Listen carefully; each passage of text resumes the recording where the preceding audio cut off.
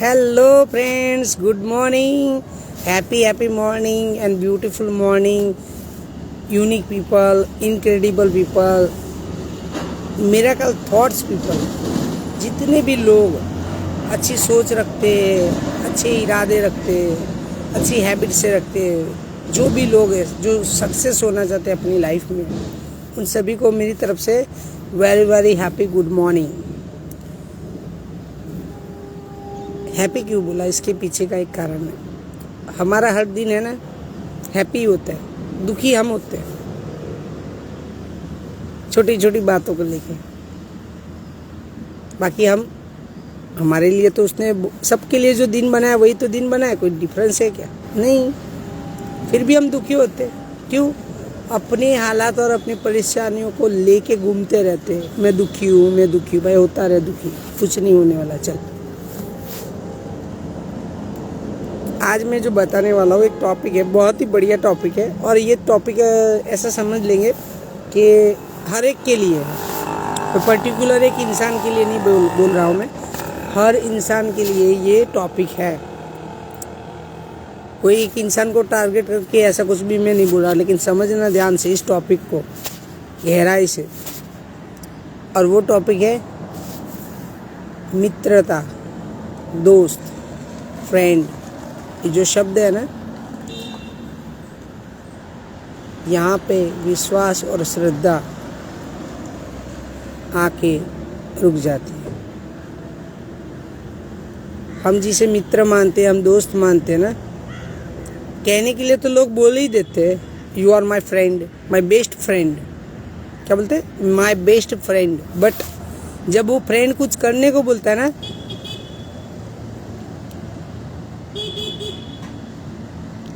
तो पाँव पीछे हट जाते हैं भाई। अपने आप कहने की ज़रूरत नहीं है, अपने आप पाँव पीछे खींच लोगे। क्या आप मानते हो ऐसी मित्रता को मित्रता बोला जा सकता है? नहीं। जो अपने मित्र को, उसकी बातों को, उसकी अच्छी सोच को और उसकी अच्छी आदतों को अपना नहीं सकता, वो मित्र कहलाने के लायक नहीं है।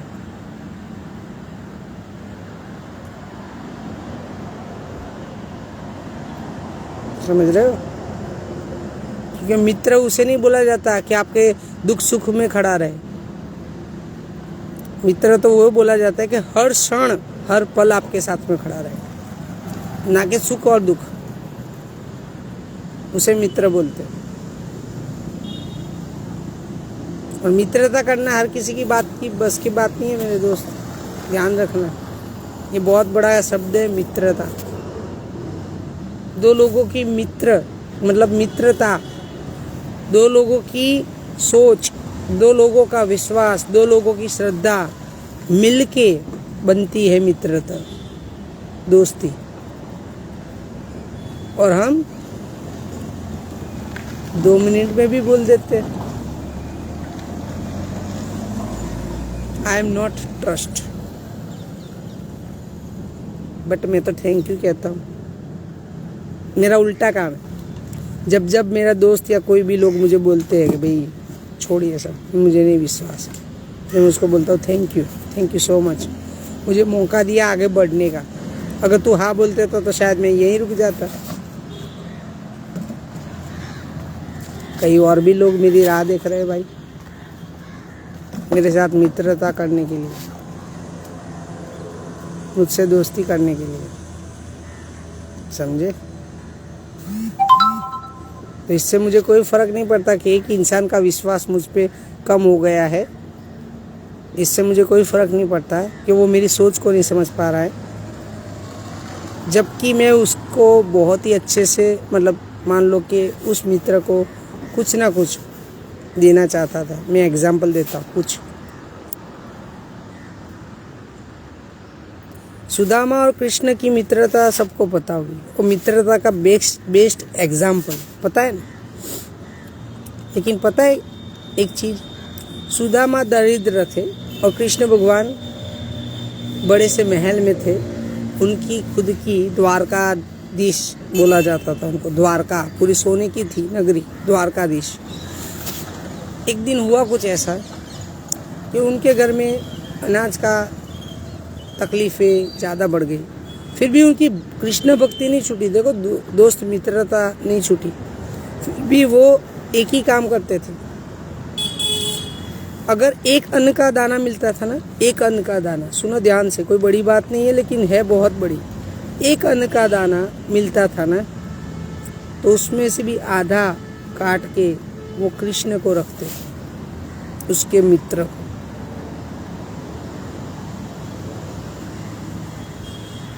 कि आधा मैं खाऊंगा, आधा आप खाओ, मेरे काना, मेरे मित्र, मेरे सखा। जब वो ये तकलीफ़ों से गुजर रहे थे, तब उसकी वाइफ ने ये बोला कि आपके दोस्त तो बहुत पैसे वाले हैं, बहुत अमीर है, तो आप चले जाओ उनके साथ, उनके पास कुछ अपने परिवार के लिए कुछ मांग के लेके आओ, आपके मित्र है, दे देंगे, कोई बात नहीं। सुदामा बोले, अभी तकलीफ़ तो है ही, तुम बोल रही हो, तुम मेरी धर्म पत्नी हो, तो चलो इस नाते में, ऐसे तो मैं मांगना नहीं चाहता था कृष्ण से, बट तुम्हारी भी ज़रूरत है और तुम मुझ पे डिपेंडेड हो, तुम मुझ पे निर्भर हो, क्योंकि मैं तुझे शादी करके लाया हूँ, तो मेरा कर्तव्य है कि मैं तुझे, तेरा हर दुख और तकलीफ़ में दूर करूँ। तो सुदामा बोले ठीक है, मैं जाता हूँ। तो निकल पड़े नंगे पैर।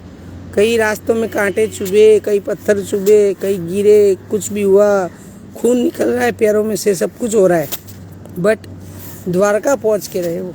और द्वारका पहुँचने के बाद उनकी हालत है ना बहुत ख़राब थी, कपड़े फटे हुए थे, पैरों से खून निकल रहा था, और एक हाथ में लकड़ी लेते हुए चल रहे थे सुदामा। और एक ही मुख में एक ही नाम था, हरे कृष्ण कृष्ण कृष्ण हरे हरे। अपने मित्र को हर क्षण हर पल वो याद करते थे।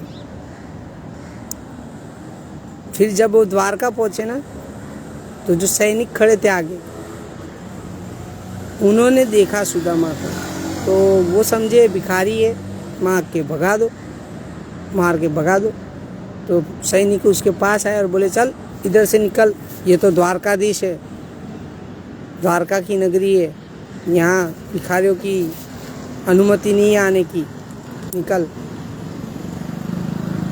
तो सुदामा क्या बोला, अरे मित्र, अरे भाई, ये जो आपके द्वारकाधीश है ना, जो आप बोलते हो द्वारकाधीश, जिनकी इतनी बड़ी नगरी है, जिनकी सोने की बनी हुई द्वारका है, वो मेरे परम मित्र है।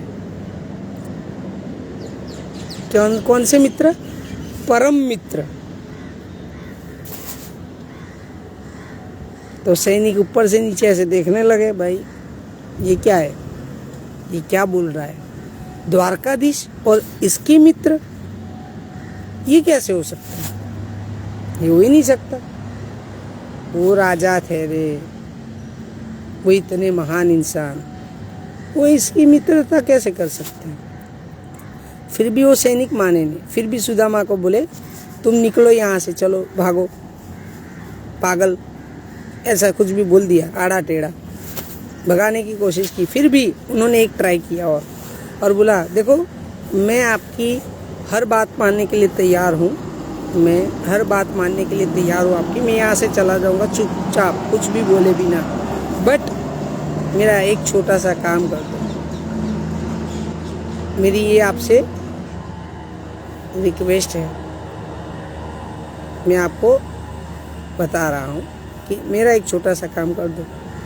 तो सैनिक बोले, चलना ठीक है, अभी इतना क्या बोलेगा, ये कौन सा काम बोलेगा, वो बड़ा तो काम बोलने वाला नहीं हो, ठीक है बता, चल कौन सा काम है। तो बोले, आप अंदर जाओ और अपने द्वारकाधीश से सिर्फ इतना ही कहो कि आपके परम मित्र सुदामा आए हैं, बस इतना ही कहो, मेरा इतना सा छोटा सा काम कर सकते हो तुम, ठीक है कर दो।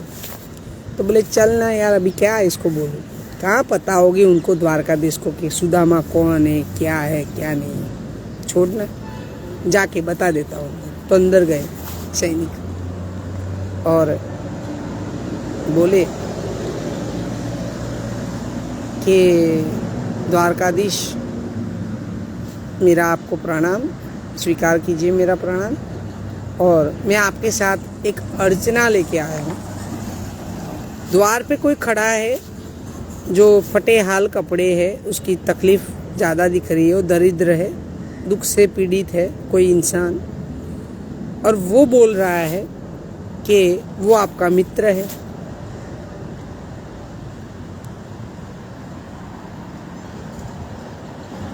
और वो बोल रहा है कि आप अंदर जाके बोलो कि द्वारकाधीश को कहना कि उनके परम मित्र, देखो अब शुरू होने वाला है कुछ बहुत ही ज़बरदस्त।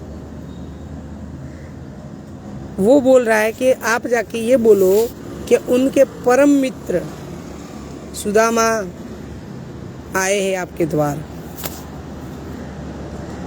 बस खत्म। अब हुआ शुरू खेल। जैसे ही श्री कृष्ण भगवान ने सुना कि मेरा परम मित्र, मेरा सखा, मेरा बंधु, जिसके साथ में बचपन में खेला था, बहुत कुछ किया था, वो आज मेरे द्वार पे खड़ा है, मुझसे मिलने आया है। बस पैरों में चप्पल नहीं, कपड़े बोलते ना, उनका जो अंग वस्त्र था वो भी गिर गया और भागना शुरू किया खुले पैर। और ये चीज़ जैसे सुना और भागने लगे कृष्ण। तब वो सैनिक देख के दंग रह गया, परेशान हो गया, हैरान हो गया कि यार ये कौन है वो इंसान जो द्वार पे खड़ा है और उसके लिए श्री कृष्ण भगवान ने चप्पल तक नहीं पहनी। नंगे पैर दौड़ पड़े, अपने अंग वस्त्र का भी उनको ख्याल नहीं है और दौड़ रहे, बस दौड़ते ही जा रहे। लेकिन सुदामा वहाँ से निकल चुके थे। ध्यान से सुनना, निकल चुके थे ये बोल के कि जाओ अंदर जाके बता दो, और निकल चुके थे क्योंकि उनको ऐसा शक था कि ये नहीं बताएगा अंदर जाके, तो निकल चुके थे। निकलते निकलते नगर में पहुँच गए थे, पब्लिक के भीड़ के बीच में। और कृष्ण दौड़ते वो भी नगर में पहुंच गए। और सब लोग देख रहे द्वारकाधीश को कि ये कहाँ भागे जा रहे, खुले पैर, नंगे पैर, सब लोग देख रहे। और कुछ हुआ ऐसा, एक मार्केट के बीच में चलता चलता हुआ सुदामा जा रहा था और अचानक पीछे से एक आवाज़ आई, अरे सुदामा कहाँ जा रहे हो? अपने मित्र से मिलने के लिए आए और मिलके नहीं जाओगे? तब वो पैर थम गए और जब पीछे मुड़ के देखा तो स्वयं श्री कृष्ण द्वारकाधीश खड़े थे उसके आगे और बाहें फैला के खड़े थे कि क्यों मित्र, अपने मित्र से मिलके भी नहीं जाओगे? क्या नाराज़ हो मुझसे? क्या मैंने ऐसी कोई गलती कर दी क्या, ये जिसकी वजह से तुम मुझे मिले बिना जा रहे हो वापस? सुदामा बोले, कोई गलती नहीं की कान्हा तूने, तू तो अपनी जगह बिल्कुल सही है और तू कभी गलत हो भी नहीं सकता। बट जिनको समझना था ना वो समझ नहीं पाए, जिनको मैं समझा रहा था वो भी समझ नहीं पाए कि मैं द्वारकाधीश का मित्र हूँ। इतना नहीं समझ पाए, मित्रता शब्द को नहीं समझ पाए। इसलिए मैं लौट रहा था अपने घर वापस। दौड़ते हुए कृष्ण जाते और उसको गले लगा लेते सुदामा को। और जब ये दृश्य, सुदामा को गले लगाने वाला जो दृश्य था, वो सारे द्वारका के लोग जो थे वो देख के दंग रह गए, हैरान हो गए, परेशान हो गए कि यार ये कैसी मित्रता है। मैंने आज तक नहीं देखी कि एक राजा का मित्र एक साधारण इंसान है, लेकिन वो साधारण नहीं था दोस्त, ध्यान से सुनना सुदामा। उसकी मित्रता महान थी, भले वो कपड़े से पटियाल था, तकलीफ थी उसको, दुख था, लेकिन वो तकलीफ और दुख नहीं, लेकिन वो अपने मित्र के कारण महान था, मित्रता से महान था। अपने मित्र का कभी साथ नहीं छोड़ा था उसने, हर क्षण हर पल वो उसको याद करता था। इसीलिए वो उसका नाम आज भी बेस्ट मित्रता के एग्जाम्पल में दिया जाता है। सुनना ध्यान से दोस्त, लोग मित्रता बोल देते बस, यार you are my best friend. काहे का भाई, हेलो, जब करने का बोलेंगे ना कुछ, हालत खराब हो जाएगी। मित्रता बोलते हो, मित्रता का मीनिंग पता है? मित्रता क्या होती है? जाओ एक बार सीख लो सुदामा से और कृष्ण से। जब वो इतने हाल खराब थे, आगे बहुत लंबी कहानी है लेकिन शॉर्ट में मैं बताऊंगा। जब वो महल में गए और देखा कि ये सब कुछ, उनके पैर धो के वो पीते, तब रानियां भी परेशान, रुक्मणी, जामवंती, सत्यभामा सब परेशान। ये कौन है जिसको वासुदेव कृष्ण इतना प्यार दे रहे, हमसे भी ज्यादा? तो ये सब कुछ देखने के बाद भी सत्यभामा और रुक्मणी और जामवंती, ये तीनों बोली कि प्रभु आपका मित्र, ये कैसी मित्रता है, हमें समझ में नहीं आ रही है। आपका मित्र दरिद्र है, तकलीफ में है, और आप के राजा हो तो उसकी दरिद्रता, उसकी तकलीफ क्यों दूर नहीं कर देते? उसकी तकलीफ क्यों नहीं दूर करते? तो कृष्ण ने बहुत ही बढ़िया जवाब दिया था कि मैं तो चाहता ही हूँ कि उसकी सारे दुख और तकलीफ मैं ले लूँ, सारे दुख और तकलीफ मैं हर लूँ, बट मैं नहीं कर सकता, मैं मजबूर हूँ समय के आगे। मैं समय के आगे और कर्म के आगे मैं मजबूर हूँ।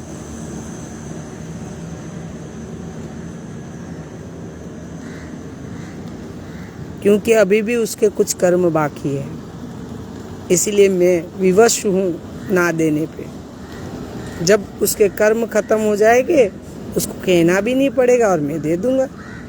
और हुआ भी ऐसा कुछ। वो तांदुल लेके आए थे, पता है, तांदुल छुपा रहे थे, लेकिन कृष्ण को पता चल गया था। तो बोला, क्या छुपा रहे हो मित्र मुझसे, बताओ, भाभी ने कुछ तो भेजा है मेरे लिए। तो बोले, नहीं कान्हा, कुछ नहीं भेजा। बोले, नहीं कुछ तो छुपा रहे हो, हाथ दिखाओ। तो एक तांदूर की पोटली होती है, उसके अंदर तांदूर रहते हैं। तो जैसे ही देखा कृष्ण ने कि अरे क्या कर रहे हो सुदामा, इतना प्रिय चीज मुझसे छुपा रहे थे, अपने कान्हा से छुपा रहे थे, इतना अच्छी चीज जो भाभी ने स्वयं मेरे लिए भेजी है। और वो तांदूर को देख के पागल हो जाते हैं। उनके मुख से, बोलते ना, खाना देख के जैसे लार टपकती है ना, वैसे वो पागल हो जाते हैं। और फिर वो शुरू होता है कि सिलसिला। वो पहली मुट्ठी उठाते और खाते हैं, और जैसे जैसे चबाते जाते ना, जैसे जैसे खाते जाते, उसका आनंद लेते जाते, वैसे वैसे सुदामा की जिंदगी में सुख बढ़ता जाता, दुख कम होता जाता। पहली मुट्ठी खाई, दुख दूर कर दिए, दूसरी मुट्ठी खाई, वैभव दे दिया, और तीसरी मुट्ठी खाने ही वाले थे और रोक लिया सत्यभामा ने कि रुक जाओ प्रभु, आप अकेले नहीं हो, हमें भी तो मौका दो। क्योंकि वो जान गए थे तीसरी मुट्ठी में अगर खा लेते ना तो पूरा ब्रह्मांड सुदामा के नाम कर देते हैं। समझ रहे हो? पूरा ब्रह्मांड उसके नाम कर देते। ऐसी थी मित्रता। जो बिना मांगे सब कुछ दे देता है ना, वो सच्चा मित्र होता है। दुख में, तकलीफ में साथ में खड़े रहने वाला मित्र नहीं होता। कई लोग तो स्वार्थ में भी खड़े रहेंगे भाई। बहुत कम लोग होंगे जो आपकी सच्ची मित्रता को पहचानेंगे। तो पहले ऐसे लोगों का चुनाव करो, अच्छे मित्रों का चुनाव करो। ध्यान रखो अपने आसपास के 5 ऐसे बोलते हैं ना इंस्पिरेशन पीपल, ऐसे लोगों को रखो। क्योंकि देखो मैं आपको बताऊं, पांडवों के साइड है ना एडवाइजर था ना वो शकुनी था, इसके लिए उनका रघुवल कुल का नाश हो गया। समझे? उनका जो था ना दुर्योधन का पूरा साम्राज्य, धृतराष्ट्र का जो पूरा साम्राज्य, वो खत्म होने का कारण एक ही है, उसका सलाहकार शकुनी था।